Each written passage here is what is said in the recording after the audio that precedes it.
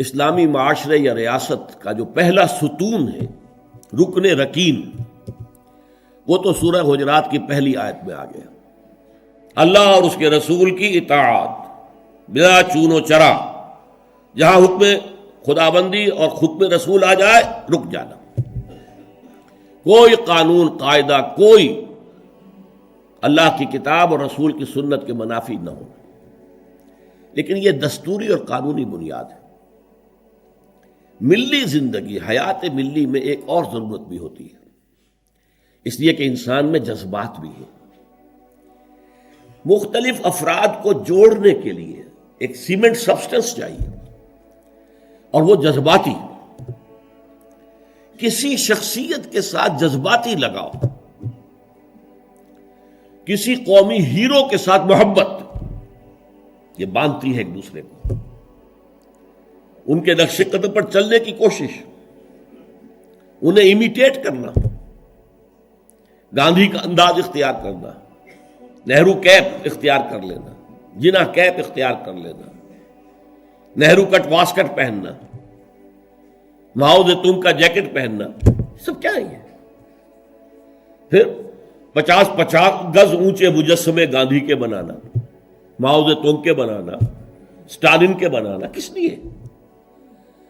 تاکہ عظیم شخصیت کی چھاپ پڑ جائے لوگوں کے اوپر، ان کے جذبات جو ہیں ان میں ایک شخصیت سے محبت، ایک شخصیت سے عقیدت رچ بس جائے، اور یہ انہیں جوڑ دے آپس میں۔ یہ ایک ضرورت ہے، اسی لیے میں نے آپ کو یہ ساری مثالیں بتائیں۔ کیوں بتائیں؟ یہاں تک کہ اگر کوئی ہیرو نہ ہو تو ہیرو بنانا پڑتا ہے، تاکہ اس ہیرو کی ہیرو ورشپ، تو ورشپ کا لفظ تو بہرحال ہمارے لیے درست نہیں ہے، لیکن اس ہیرو سے محبت، اس کے اتباع کا جذبہ، اس کا احترام، اس کا ادب، یہ در حقیقت انسانی ثقافت اور تہذیب کی بنیاد بنتی ہے۔ اسلامی معاشرے میں وہ شخصیت جو ہے کوئی مصنوعی بنانے کی ضرورت نہیں ہے، وہ دل آویز شخصیت ہے محمد الرسول اللہ صلی اللہ علیہ وسلم کی۔ ان کی محبت، اللہ کی محبت کے بعد رسول کی محبت، اور پھر ساری محبتیں ان کے تابع۔ حضور نے فرمایا لا یؤمن احدکم حتی اکون احب الیہ من والدہ وولدہ والناس اجمعین، تم میں سے کوئی شخص مومن نہیں ہو سکتا جب تک کہ میں اسے اس کے والدین سے، اس کے بیٹوں سے اور تمام انسانوں سے بڑھ کر محبوب نہ ہو جاؤں۔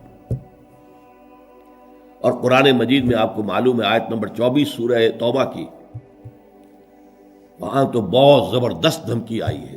قُلْ إِنْ كَانَ آبَاؤُكُمْ وَأَبْنَاؤُكُمْ وَإِخْوَانُكُمْ وَأَزْوَاجُكُمْ وَعَشِيرَتُكُمْ وَأَمْوَالٌ اقْتَرَفْتُمُوهَا وَتِجَارَةٌ تَخْشَوْنَ كَسَادَهَا وَمَسَاكِنُ تَرْضَوْنَهَا أَحَبَّ إِلَيْكُم مِّنَ اللَّهِ وَرَسُولِهِ وَجِهَادٍ فِي سَبِيلِهِ فَتَرَبَّصُوا حَتَّىٰ يَأْتِيَ اللَّهُ بِأَمْرِهِ وَاللَّهُ لَا يَهْدِي الْقَوْمَ الْفَاسِقِينَ۔ اے نبی ان سے کہہ دیجئے، دیکھو سن رکھو، اگر تمہیں اپنے باپ، اپنے بیٹے، اپنی بیویاں، اپنے رشتہ دار، اپنے بھائی، اور وہ مال جو تم نے بڑی محنت سے جمع کیے ہیں، اور وہ کاروبار جن میں کساد کا، مندے کا خوف رہتا ہے، اور وہ حویلیاں اور کوٹھیاں اور محل جو تم نے بنائے ہیں بہت محبوب ہیں، اگر یہ 8 چیزیں محبوب تر ہیں اللہ سے اور اس کے رسول سے اور اللہ کی راہ میں جہاد کرنے سے، تو جاؤ دفع ہو جاؤ، ادھر بیٹھو یہاں تک کہ اللہ اپنا فیصلہ سنا دے، اور اللہ ایسے ناہنجاروں کو ہدایت نہیں دیتا۔ تو یہ ہے در حقیقت دوسری شخصیت مسلمانوں کو جذباتی طور پر ایک دوسرے قریب لانے کی۔ جب میرا بھی ایک جذباتی تعلق حضور کے ساتھ ہوگا، آپ کا بھی ہوگا، تو ہمارا یہ حضور کے ساتھ تعلق ہمیں بھی قریب لائے گا ایک دوسرے سے، ان کی محبت کے رشتے میں ہم بندھ جائیں گے آپس میں۔ اور اگر حضور کی شخصیت کے ساتھ کوئی گستاخانہ طرز عمل اختیار کر لیا جائے، ان کی بات کی پرواہ نہ کی جائے، تو پھر ظاہر بات ہے کہ اسلامی معاشرہ جو ہے وہ منتشر ہو جائے گا۔ چنانچہ ہم یہ دیکھتے ہیں کہ یہ جو اتنی بڑی امت ہے اور 1400 برس گزر چکے ہیں، اس میں جو ایک کلچرل ہوموجینٹی ہے، یکسانی ہے۔ آپ کو انڈونیشیا کا مسلمان ملے گا، وہی انداز اس کا ہے، وہ داڑھی ہے اس کا وہی انداز، لباس ٹھیک ہے تہبند ہو کچھ ہو لیکن وہ گھٹنوں سے اوپر ہوگا، محسوس ہوگا کہ کوئی ہے، کوئی شے ہے ان کے درمیان مشترک۔ نماز کے لیے کھڑے ہوں گے بیت اللہ کے گرد تو سب نماز پڑھیں گے اور کسی کی نماز ٹوٹے گی نہیں، کہیں زیادہ فرق نہیں ہوگا، کوئی رفع یدین زیادہ کر رہا ہے، کوئی آمین بالجہر زور سے کہہ رہا ہے، بس صلی اللہ علیہ وسلم۔ باقی یہ کہ قیام ہے، اس کے بعد رکوع ہے، پھر قومہ ہے، پھر سجدہ ہے، پھر جلسہ ہے، پھر سجدہ ہے، پھر اس میں کوئی ترتیب میں فرق نہیں۔ یہ وہ چیز ہے جس نے اس امت کے اندر cultural homogeneity and cultural continuity پیدا کی ہے، نسل بعد نسل، نسل بعد نسل۔ ہم کسی اور ہیرو کو وہ مقام دینے کو تیار نہیں۔ اقبال نے بہت خوبصورت شعر کہا ہے، یہ زائرین حریم مغرب ہزار رہبر بنے ہمارے، ہمیں بھلا ان سے واسطہ کیا جو تجھ سے نہ آشنا رہے۔ یہ جو ہمارے ہاں کوشش ہوئی قائد اعظم کو ہیرو بنا دیا جائے، محترمہ فاطمہ جناح کو آئیڈیل بنا دیا جائے، اس کی یہاں تک انتہا ہوئی ہے پاکستان میں۔ میرا طالب علمی کا دور ہے یہ کہ ایک صاحب نے لکھا تھا، آج کی عورت کے لیے فاطمہ بنت محمد نمونہ نہیں ہے، نمونہ فاطمہ جناح ہے۔ انا للہ و انا الیہ راجعون۔ یہ نسبت خاک رابہ عالم پاک، ان کا اپنا مقام ہے، انہوں نے قائد اعظم کی جیسے خدمت کی ہے، ساتھ دیا ہے ساری عمر، ہم ان کی قدر کریں گے، لیکن ہمارے لیے قابل اقتداء، قابل اتباع وہ فاطمہ بنت محمد ہیں، عائشہ زوجہ رسول اللہ ہے صلی اللہ علیہ وسلم، ہم ان کا اتباع کریں گے۔ ہیرو ہمارے وہ ہیں۔ یہ زائرین حریم مغرب جو مغرب کی تہذیب میں رنگے ہوئے لوگ ہیں، ہزار رہبر بنے ہمارے، ہمیں بلا ان سے واسطہ کیا جو تجھ سے نہ آشنا رہے۔ ہمارے لیے تو در حقیقت ایک معیار ہوگا، محمد سے جو جتنا نزدیک، ہمارے دلوں میں اتنی ہی اس کی قدر و قیمت ہوگی، محبت ہوگی۔ جو جس درجے میں متبع رسول ہے، اسی درجے میں ہمارے دلوں میں اس کے لیے احترام ہوگا، ادب ہوگا، محبت ہوگا۔ اب اس میں جو رکھنے پڑ رہے تھے، اصل میں اس کے تاریخی پس منظر کو سمجھ لیجئے۔ یہ جو سورہ حجرات ہے، یہ مصحف میں سورہ فتح کے فوراً بعد ہے۔ سورہ فتح سے در حقیقت عرب میں اسلام کی فتوحات کا دائرہ شروع ہو گیا تھا۔ سورہ حدیبیہ کو بھی اللہ تعالیٰ نے فرمایا یہ بہت بڑی فتح ہے جو ہم نے تمہیں دی ہے، انا فتحنا لک فتحا مبینا۔ اگلے سال خیبر فتح ہو گیا، جو سب سے بڑا گڑھ بن گیا تھا یہودیوں کا حجاز کے شمالی سرے پر۔ اگلے سال مکہ فتح ہو گیا، تو فتوحات کا دور شروع ہو چکا تھا۔ جب فتوحات کا دور شروع ہو گیا تو ظاہر بات ہے اب بہت سے لوگ یدخلون فی دین اللہ افواجا، چڑھتے سورج کے تو سبھی پجاری ہوتے ہیں۔ اب اسلام کا وہ دور جو تھا غریبی کا، اور اسلام جو ہے وہ کمزور تھا، ضعیف تھا، وہ دور ختم ہوا۔ وہ چڑھتے سورج کے پجاریوں کی بڑی تعداد اسلام میں داخل ہو گئی۔ لیکن ایک تو یہ ان کی دو تین چیزیں بڑی نمایاں تھیں۔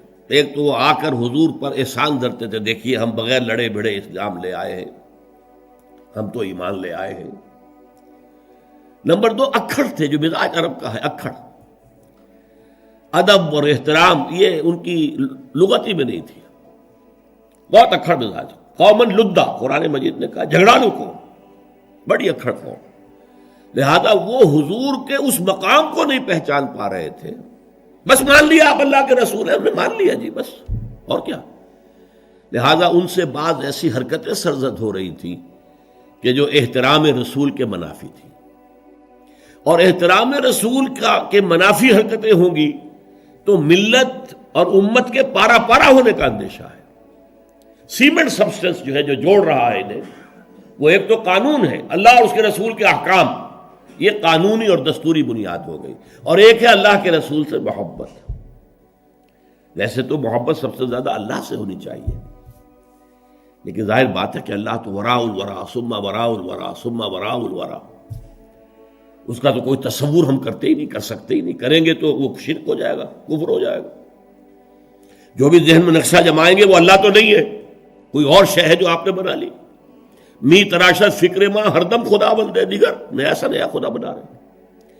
لیکن ایک محسوس پے کرے محسوس حضور کی شخصیت، دل آویز شخصیت، حضور میں رحمت، حضور کی شفقت، یہ تو لوگوں کے سامنے تھی نا. حضور کا اعلیٰ کردار، حضور کی پاک سیرت، یہ تو حضور کے سامنے تھی نا. لہذا اصل محبت کا مرکز جو ہے وہ ذات نبی بن جاتی ہے. از خدا، بہت پیارے الفاظ ہیں اقبال کے، اگرچہ ذرا سا اس میں تجاوز ہے. از خدا محبوب تر گردد نبی، نبی اللہ سے زیادہ محبوب ہو جاتا ہے. حالانکہ جب آپ اصولاً بیان کریں گے تو والذین آمنوا اشد حبا للہ، جو واقعی اہل ایمان ہیں وہ شدید ترین ہوتے ہیں اللہ کی محبت میں. اور جو سورہ توبہ کی آیت میں نے آپ کو سنائی، اس میں بھی پہلے محبت خداوندی کا ذکر ہے، پھر محبت رسول کا. کہ اگر یہ 8 چیزیں احب الیکم من اللہ ورسولہ وجہاد فی سبیلہ فتربصوا حتی یاتی اللہ بامرہ واللہ لا یہدی القوم الفاسقین. لیکن اللہ تک پہنچانے والا تو محمد ہے نا ہمیں صلی اللہ علیہ وسلم. اللہ کے پیغامات دینے والا ہمیں، وہ تو اللہ کا رسول ہے نا، محمد ہے صلی اللہ علیہ وسلم. پھر ہم جو خوگرے پے کرے محسوس تھی انسان کی نظر، وہ خوگرے پے کرے محسوس محمد تو ہمیں نظر آتے ہیں. اللہ کے بارے میں تو ہم کوئی تصور نہیں کر سکتے. محمد کا کیا کردار تھا صلی اللہ علیہ وسلم اپنی بیٹیوں کے ساتھ، کیسا سلوک تھا اپنی بیویوں کے ساتھ. آپ کتنی بڑی مثال تھے سپہ سالاروں کے لیے، کتنی بڑی مثال تھے قاضی القضات لوگوں کے لیے. فیصلے کرتے تھے کہ نہیں، قاضی تھے کہ نہیں. کتنا بڑا اسوہ تھے ہیڈ آف دی اسٹیٹس کے لیے. آپ اس ریاست کے ہیڈ تھے اس وقت. کون سی حیثیت ہے جس میں ہم دیکھیں کہ وہاں پانی کو مرتا ہے اور شخصیت جو ہے اتنی عظمت والی یہاں نظر نہیں آ رہی، ہر پہلو سے عظیم ترین شخصیت. تو اس کی محبت اور اس کا اتباع کا جذبہ، اس کے لیے بھی نوٹ کر لیجئے، اللہ تعالیٰ پر بھی پہلے ہمارے لیے لازم ہے اس کی اطاعت اور دوسرے محبت. اللہ کی اطاعت اور محبت جمع کریں تو لفظ بنے گا عبادت. اللہ کی عبادت کرو. رسول کے لیے بھی اطاعت بھی اور محبت بھی، لیکن رسول کے لیے اطاعت اور محبت کو جمع کریں گے اتباع بنے گا، پیروی کرو.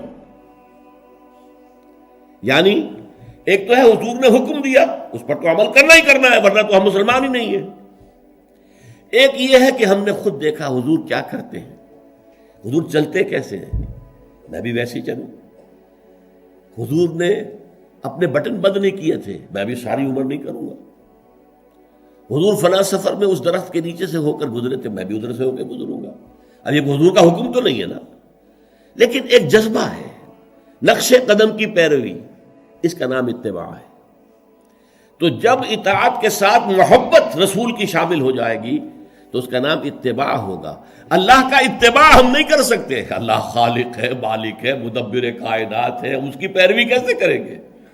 ہاں رسول کا اتباع جو ہے، قل ان کنتم تحبون اللہ فاتبعونی یحببکم اللہ، اے نبی سے کہہ دیجئے اگر تم اللہ سے محبت کرتے تو میرا اتباع کرو، اللہ تم سے محبت کرے گا. تو اللہ کے لیے اطاعت جمع محبت مساوی ہے عبادت کے، اور رسول کے لیے اطاعت جمع محبت مساوی ہے اتباع کے.